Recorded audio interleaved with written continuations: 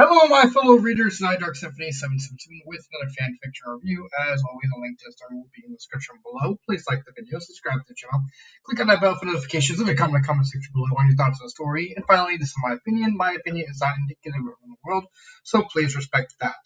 So, it's before I actually get into the review, I want to actually apologize for taking a while to get to this review.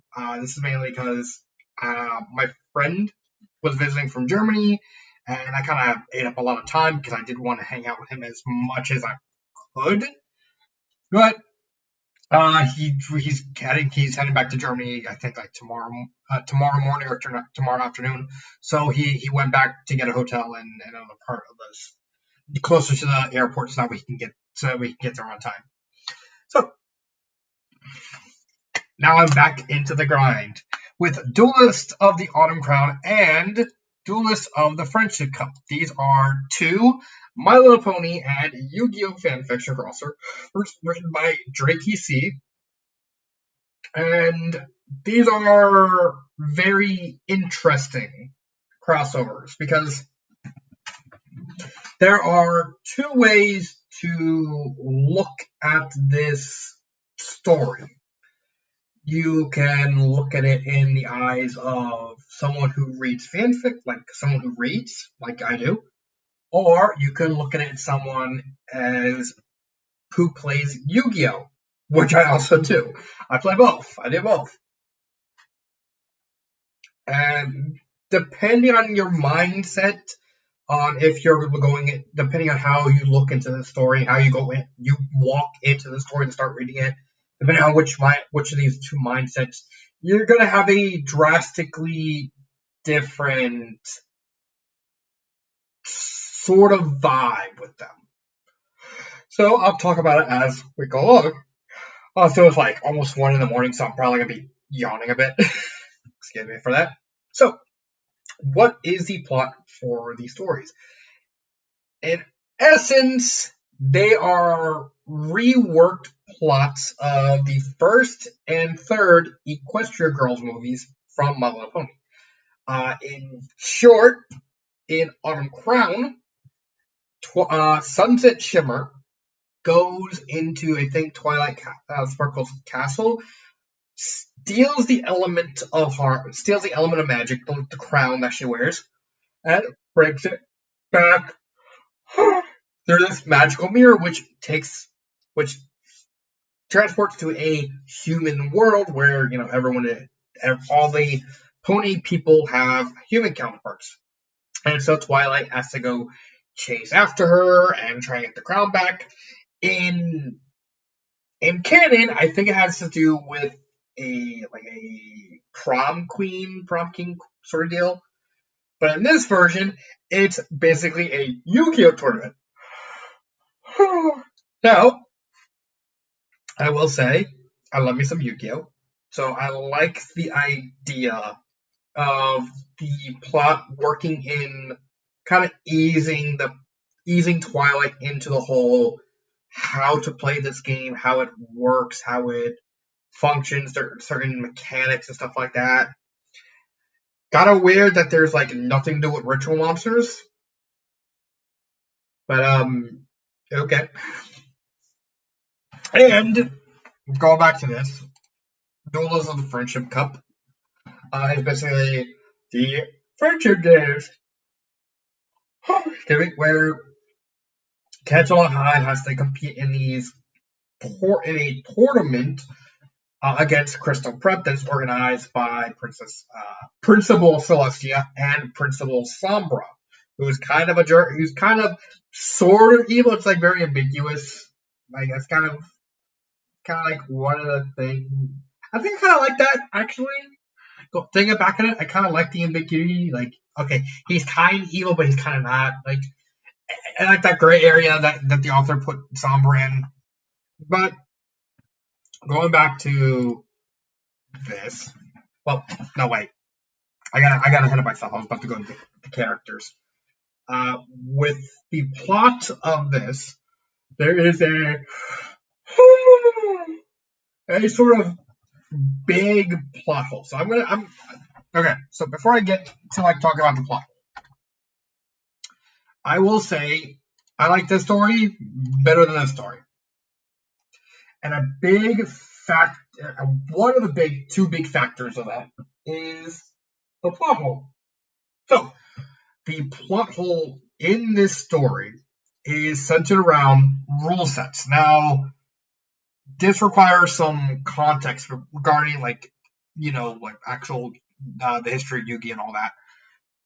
Currently, as of March 19th, 2025, we are currently in what is called Yugioh / Malice format. So this is Yugioh. It's an Xyz deck that specializes in summoning a bunch of level 4s to go into rank 4s, and that's pretty much all they do. That's literally the whole deck.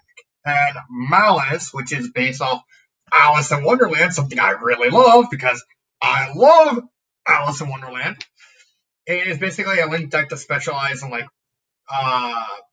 these Alice taking up like different identities of different Wonderland characters, and kind of like infecting, because it's like Malice is a play on malware, because it's supposed to be like a virus thing.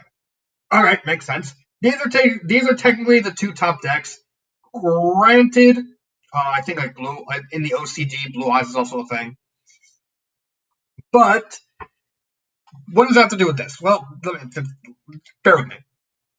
Throughout the history of Yu-Gi-Oh, there have been formats that have kind of become very famous. Like if you go to like the history of Yu-Gi-Oh, you take like around 2004, you have what's called GOAT format, which is basically centered around this old, like very old school, archaic format that's centered around like the Chaos monsters and Zangan and Witch of the Black Fork and all these like old school traps and monsters. And then you go to like 2010, you have Edison format. You have 2011, which is Hat format, which was the hand archetype, the hand cards, artifact, and trap tricks. 2019 had Toss, which was Thunder Dragons, Orcust, Sky Strikers, and Salamangreats. The point I'm making is there is a lot of formats, and the rules have changed from the game starting in 2002 and all the way to 2025. One of the big things is a lot of people tend to not like newer mechanics. Now, I'm completely fine with that. If you don't like certain mechanics of how the game works, that's fine. Like a lot of people don't like nowadays. A lot of people don't like. Let me actually get a picture of her. Not a lot of people like this chick. A lot of people don't like it.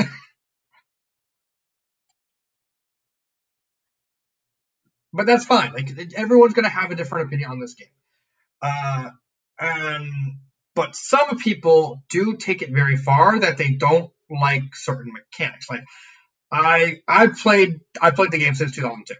I still play the game now. Like I can, and I still love the game. I love how the game evolved. I like certain mechanics. I like how certain decks play. I haven't. I mainly just stick to Melodious because I just love Melodious. Uh, but I probably might make another deck in the future. I don't know. Who knows? I might look through it. But a lot of people don't like Synchros. A lot of people don't like Xyz. They quit at these times, which isn't helped by Konami's very very heavy, very obviously greedy take in the TCG. In the OCG, they're very lenient, but in the TCG, they're very greedy when it comes to like Yu-Gi-Oh cards. Like I know, I can't believe I'm getting off topic even more. Like the Sensible Spoils deck ran like $1,000. Like I'm not spending $1,000 for a group of fucking cards. I'm sorry, that's just you're insane for that. That kind of shows how obsessed with the game some people are. And that actually plays into this story. See, in a very big plot point in Autumn Crown, I should have my mouse up here. is the simple fact that everyone is operating under a very simplified rule set.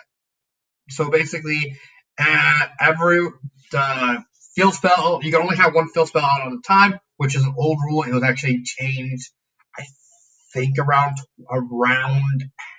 no, probably not. Was it Hat Format that did that? think I think it was Hat Format that did that. I think if not Hat Format, then probably a little bit afterwards. Uh, but anyway, back in like the old days, you can only have one field spell, a type of card that goes into a special zone at the time. If your opponent plays one themselves, the one that was already on the field goes. Nowadays, you can have two. Both players can have a field spell. Another thing is, in the old days, only fusion monsters were in the X deck. So basically, the X deck is a thing where you can have. You know what? I'm gonna one time. Let me actually do this. This is my. Okay, so here's my list. Here's the fusion monster. There's the Xyz. There's the like. Ignore those. These are the fusion monsters. You basically take two. You basically use a spell right here. Make two of them. But in the old days, fusion monsters were all you have. In synchros were not introduced until like 2008, around there. No, yeah, around 2007, 2008, because of I don't know when Vexel came to the team, like the 5D cards came to the CST. Then Xyz, and then Lynx, and then Pendulums. Pendulums were like a mess in themselves. Point is, Autumn Crown was working under more or less pseudo goat format style. Basically, they have all these arcade rules. There are a lot more modern decks. I think out of all the decks that are in the story, I think the newest one was Rainbow Dash's deck, which was as better Ultra. Which are these guys right here. Ultra Athlete, which are just basically just a bunch of sports guys.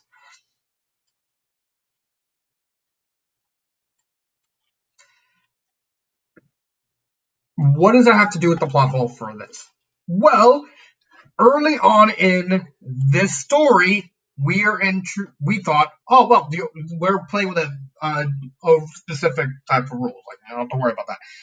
We're then introduced to Derpy, who is playing a synchro deck, and they basically said synchros cannot be played. It's like, okay, you're probably playing under, or probably like this seems like a more for fun sort of deal. Mainly because probably, I think like Sunship Shimmer probably made the rules what they are to kind of give her an edge, like she can handle synchros and Xyz and stuff like that.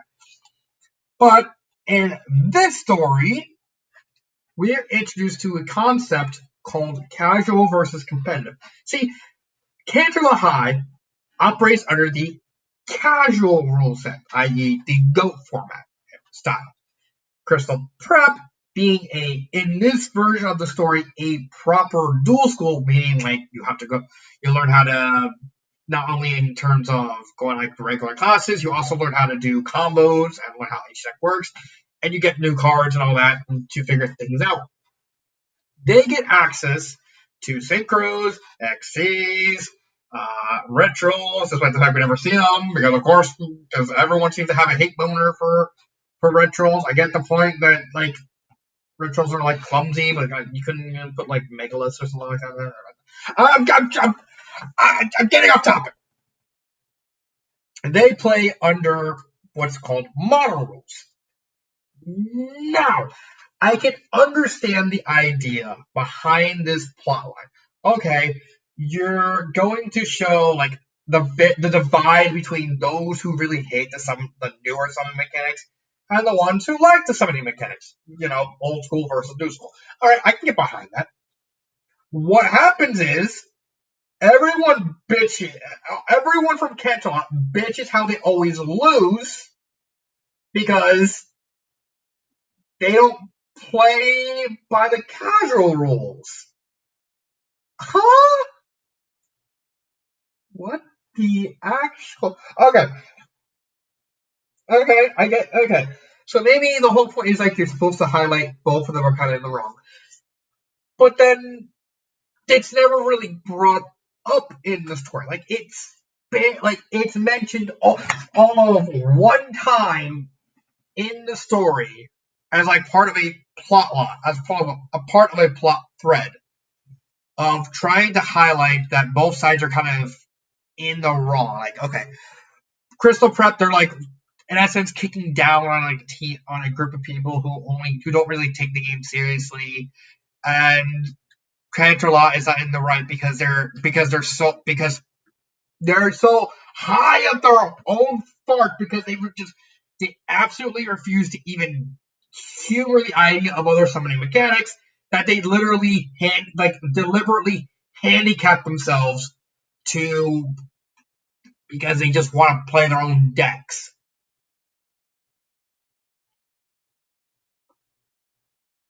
Do you want to know?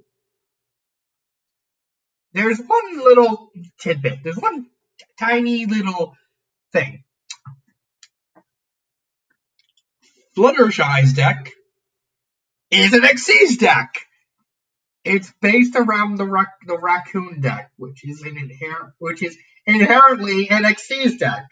So the author wrote a plot line about showing that okay, the Crystal Press is supposed to be like this high society, like look down on the people because they have all the best cards or the newest cards. Meanwhile, Cancel is doing the same thing by looking out on anyone who even so much as like synchros or Xyz, and I'm just hating them for that. And yet, nothing is brought up in the context of the story, but besides Sanjay kind of talking to Principal Sombra about, maybe it's kind of a dick move how you keep having us duel each other when you know they're gonna get Crystal Prep's gonna win. And even that's not even like addressing the issue. That's just kind of just sweeping it under the rug. It's a plot hole, plain and simple. If it's like, okay, you're going to show like, okay, maybe summoning like you can have these other summoning mechanics, and you can still keep it casual because guess what? There are casual Xyz. There are very weak synchros. Like I don't know, Tin Archduke. They exist. or hell, Fabled. Like anything that's not Fabled Unicorn. Like, okay, what is Fabled Leviathan gonna do? Oh, it's a level 10 monster. What's it do? Oh, it just lets me grab 3 cards. It leaves the field. That's it? Yeah. Kind of sad.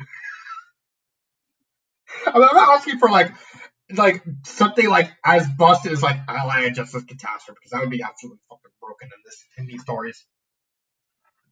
Not to mention, like if you actually pay attention to the decks the Crystal Prep characters use, they're not using powerful decks at all. It's like, oh, they have the best and most broken deck. You're dueling someone who is fucking using Magnet Warriors. That is not a broken deck. That's not a broken deck. That's a shit deck.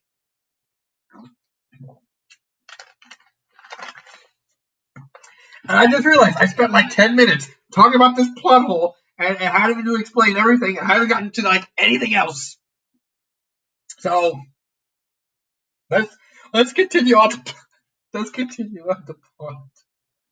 Oh my god, because this is just insane. So continue on with the plot of Friendship Cup. We are introduced to a different version of Ty Sparkle. I'll talk about more about her when I get to the characters. And the idea that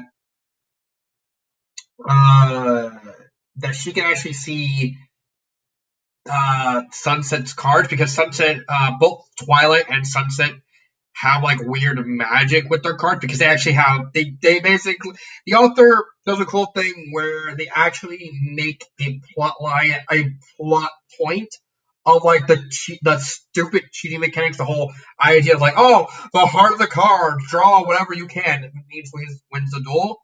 by having a sort of passive magic field around them. So that way, whenever they duel and they use their cards, no one can remember the cards.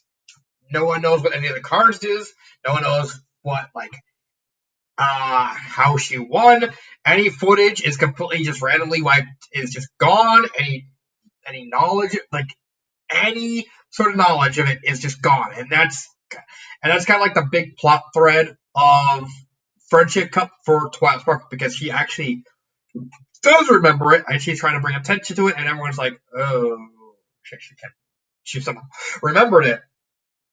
Oh boy, that's bad. Yes, it is bad. And that's just, I guess, interesting. I mean, it does. I mean, it does end with Twilight kind of realizing that she kind of went too far, and Sunset and Twilight having to team up to face Principal Sombra unless in a shadow game. And then Sombra loses, and he kind of loses magic. And weirdly enough, he loses memories too. It's like he becomes like a genuine good guy, which is weird. But it's like, all right, if you kind of made Sombra ambiguously evil, kind of like more just very, very, very controlling, but that's worst. I don't. I think the plots are fine. You did the best. You did. The author did the best they could of adapting both the plots of both movies into this style. I don't think it, I don't think it's really that good in this story. It's better in here because everything flows much better. I do like a lot of the little touches in the story, like not okay. So a big issue I have with a lot of Yu-Gi-Oh fan fictions is the obsessive need to have a duel happen every chapter. So if we go Shadow Chaser Project, I got Resident Evil for some reason. Tournament of Shadows. Like, okay, go here. Okay. Besides this, it's like, anyway.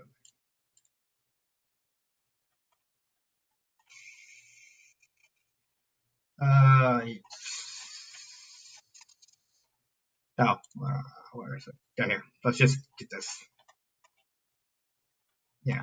So we get like a, like a big chunk of the story. It's just duels and all that. But here we have the author deliberately shows which chapters have duels, and any chapter that doesn't have that. So like here, Twilight goes against Fluttershy. Here, Twilight goes against Rarity.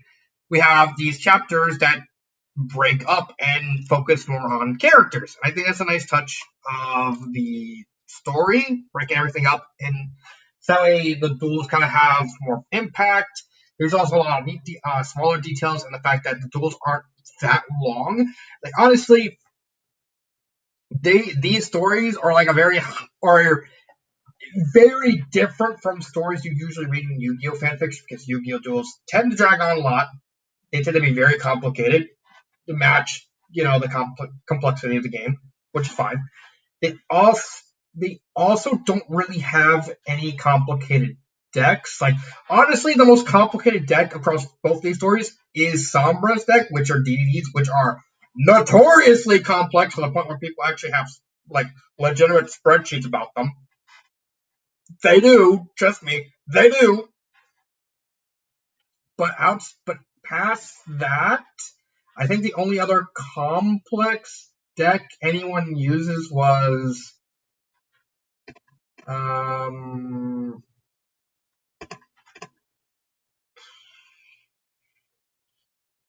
maybe Shining Armor Satella deck, but even then that's like a very basic version because the duel was very short. More or less, the decks aren't really that complicated. The duels aren't that complicated. They are very simplified to the point where anyone realistically can learn it. And I think that's honest, and that's where the idea of like looking through the story from a dueling lens versus looking at these stories from a reading lens comes into play. And since I have knowledge of both, it makes talking about this story a lot of fun because you can look at it one way, you look at the other. If I look at it from as a duelist, as someone who does play Yu-Gi-Oh, I see, hey, this actually isn't bad. It's more grounded in the idea of slowly showing the limits of how the game is played. Like, because when Twilight learns about this, she doesn't know anything about Yu-Gi-Oh. She doesn't know how the game plays. She doesn't know the mechanics. And so the first two duels versus when she duels Fluttershy and Rarity is more or less about showing you the ropes on how the mechanics of the game works, how the phases happen, how certain mechanics do. Like Fluttershy even shows off a flip monster with one of her raccoons. It eases the reader into everything. So and even at not having synchros or XCs actually make things easier because fusions are just one mechanic, and it eases you right into it and learning how the mechanic works. It eases you into how to play the game. It's a very beginner-friendly Yu-Gi-Oh fanfiction. I think that makes it stand out from a lot of other for pretty much every Yu-Gi-Oh fanfiction because it does things in a way that no other Yu-Gi-Oh fanfiction, at least I've read, doesn't really do.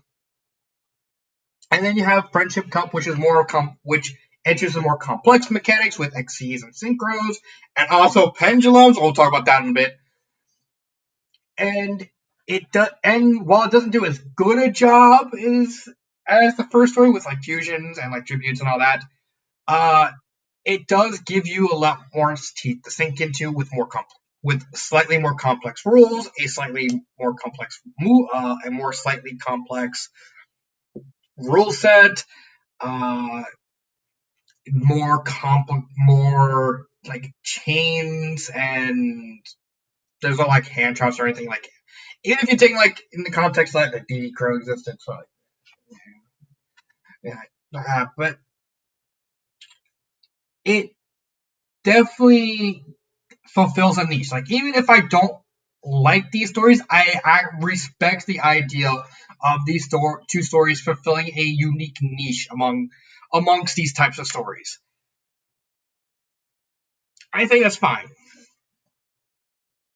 Characters. Now this is where both stories kind of jump off a cliff.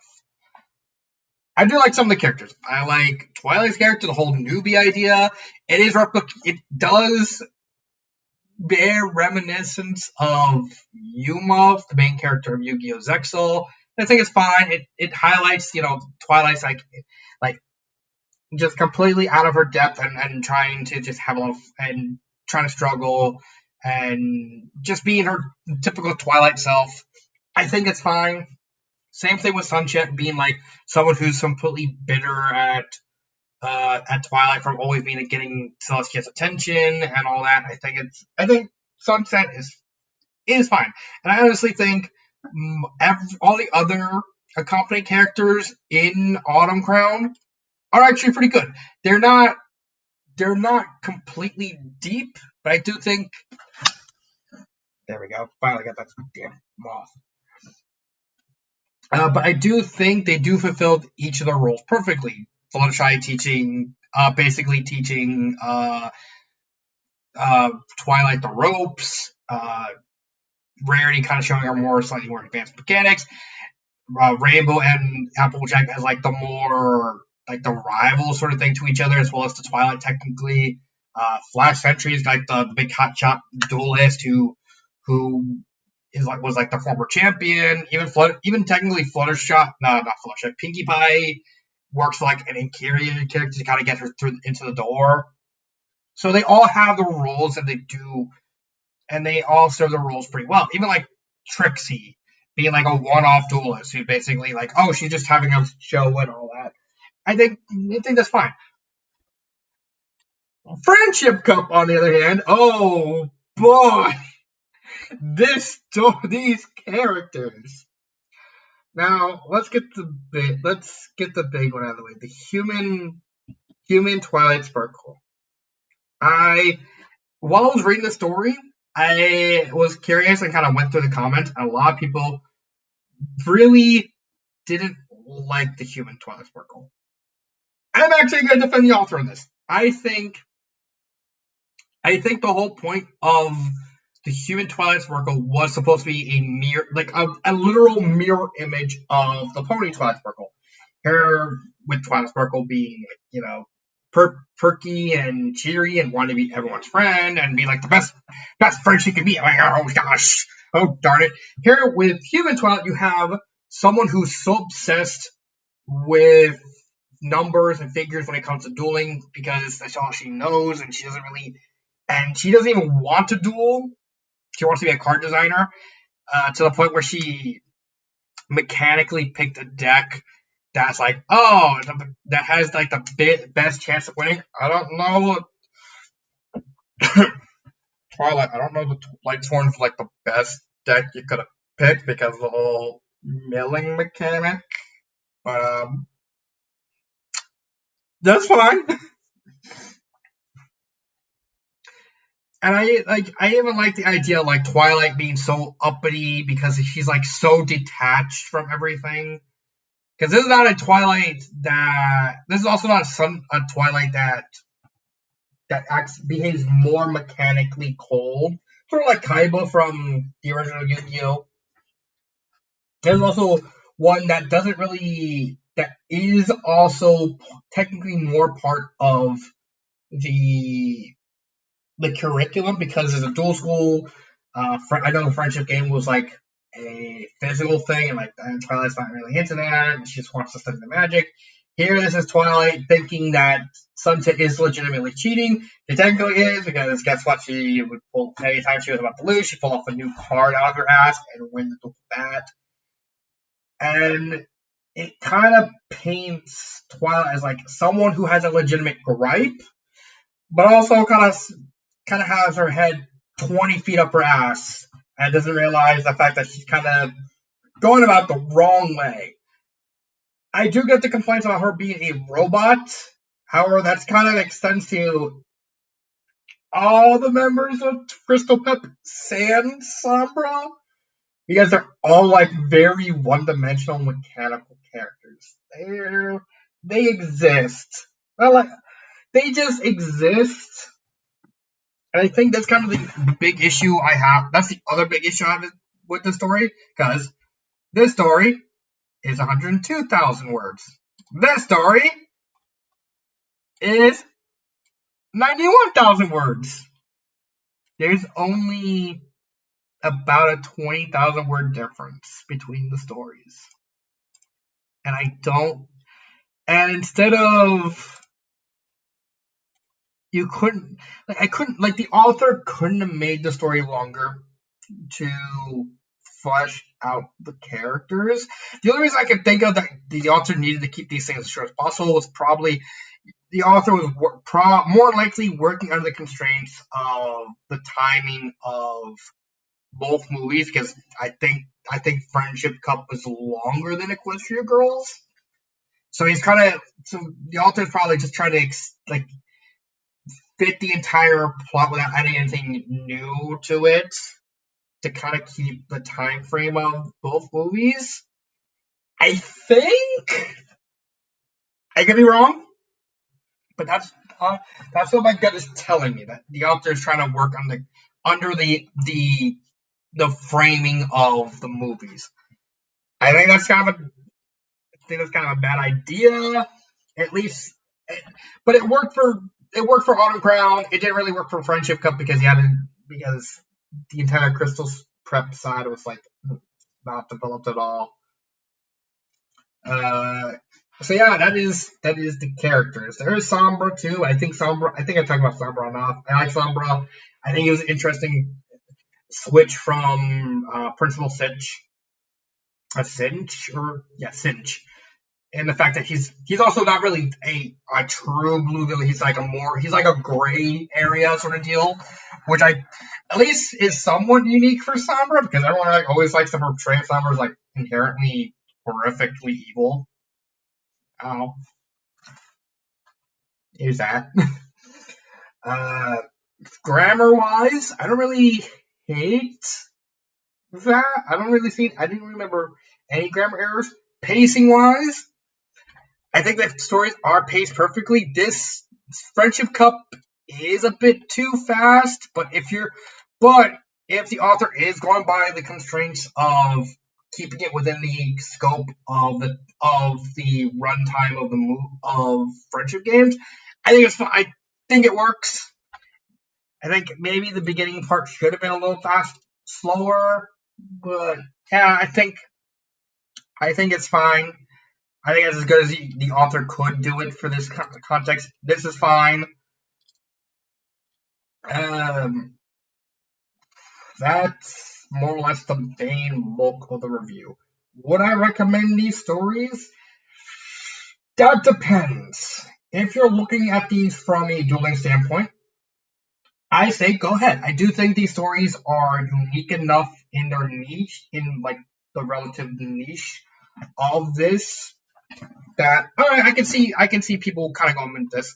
The more I kind of go into the story and reading them more out of a sense of I don't want to read something more complicated. I want to read something that does have at least a little bit of a story, has some decent characters, and the duels aren't really that long or complex. So I think I think that's fine. I think I would recommend these stories under those circumstances, but as a reader, well, I can recommend Autumn Calm because it is very basic, but it does get the job done. I can't recommend Friendship Cup.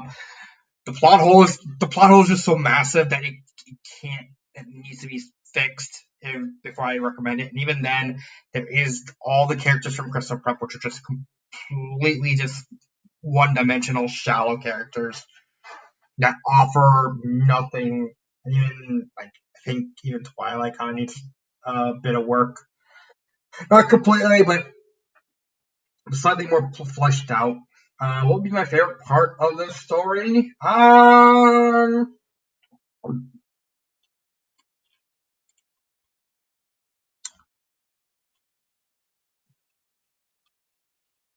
don't really have one.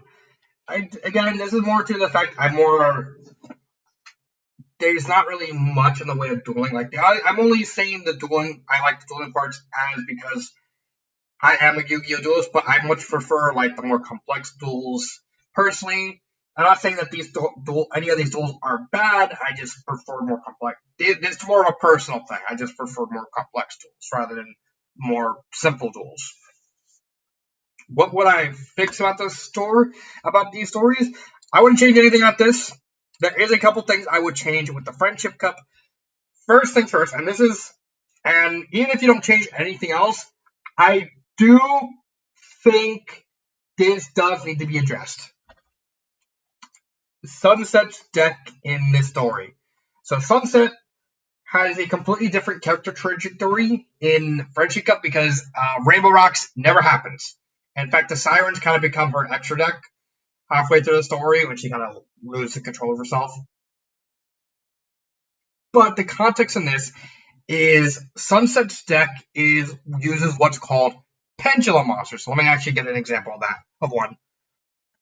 Okay. So the example I'm using for a pendulum monster is Valance of the Wyvern. This Arctis 12, the 12th. This is a pendulum monster. So look at it. Complicated, isn't it? So pendulums were completely different from from any other card mechanic, to the point where Konami really doesn't like doing pendulum stuff anymore. If they want to do it, they do, but they usually are deliberately trying to avoid them. I think the only reason I'm picking these guys is these are like the last actual archetype to actually be pendulum based, and their whole thing is like call like I think like sort of like League of Legends sort of playstyle with like using the lanes to do everything. It it's really weird of how the deck functions. But the point of pendulums is this: they have a second effect. They're treated as spells. They go face up in the extra deck zone. They have a lot of weird mechanics. And if there's one thing I would have changed, like absolutely changed about this story, is have a duel that slowly introduces how the mechanics work. So like, okay, you can put the pendulum monsters in the spell zone. You can put the pendulum on when they leave the field, they go to the extra deck, and sort of like just the bare basics of how they would work. And you can easily tie that into Pinkie Pie, because Pinkie Pie does duel in this story. She does right here. And a little thing that is brought up is that Pinkie Pie was said she was going to use a deck called Maboches, which is a deck based on like French suites, and then she just randomly switches back to tunes. Because of course, whenever Pinkie Pie duels, it always has to be tunes. You could easily do two birds, one stone. Have a unique duel where Sunset is showing off the mechanics of pendulums against Pinkie, who's using the Dolces. Now you can after Sunset wins, Pinkie's like she's kind of iffy on whether or not she wants to keep using the Dolce, so that way it's more believable. When the duel happens, she switches back to tunes because they resonate with her more. Like seriously, like always the fucking tunes for Pinkie. Unleash the tunes.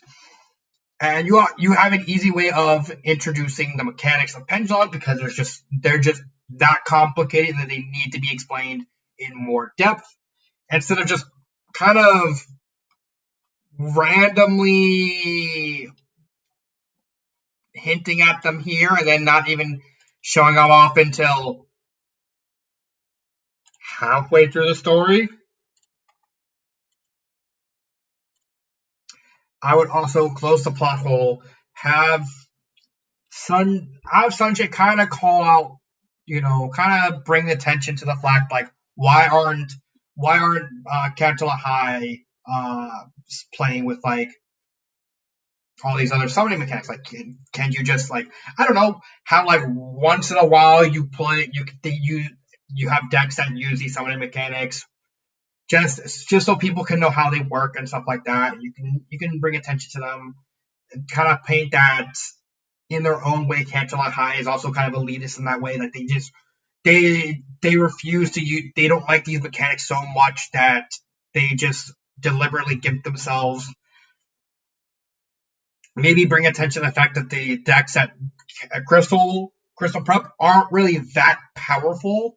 Like they are also deliberately giving themselves by using very weak decks. They're only really complex in like how they function. But then again, you have one person who's using Amazonians and they're just hit really hard.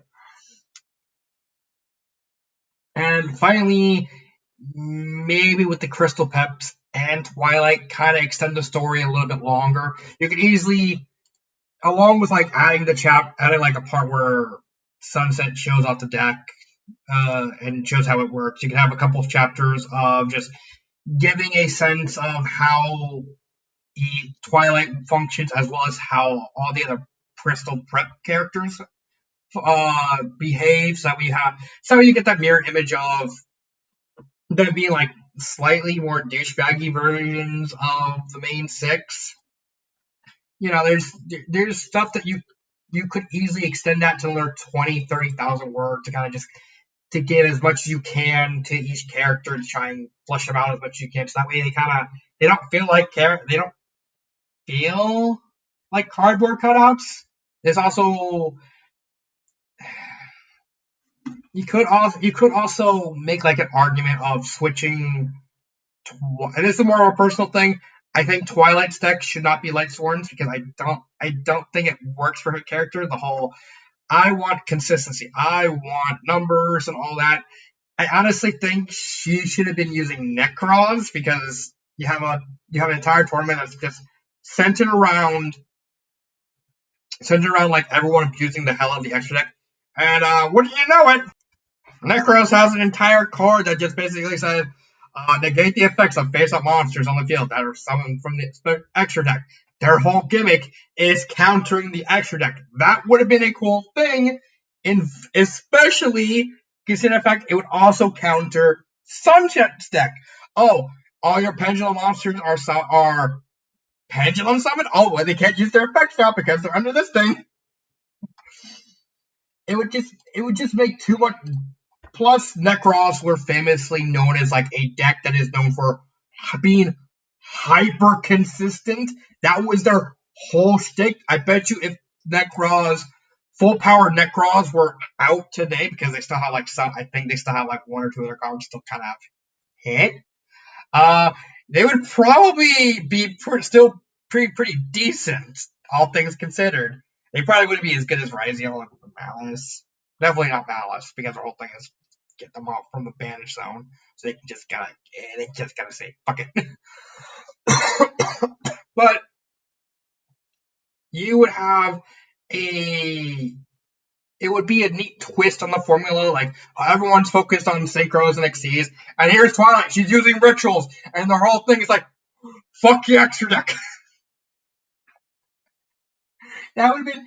And also, it's like again, Necros is just super consistent. Like you don't even need to have the pendulum. I know there's like one pen. No, they're not a pendulum deck. Are they?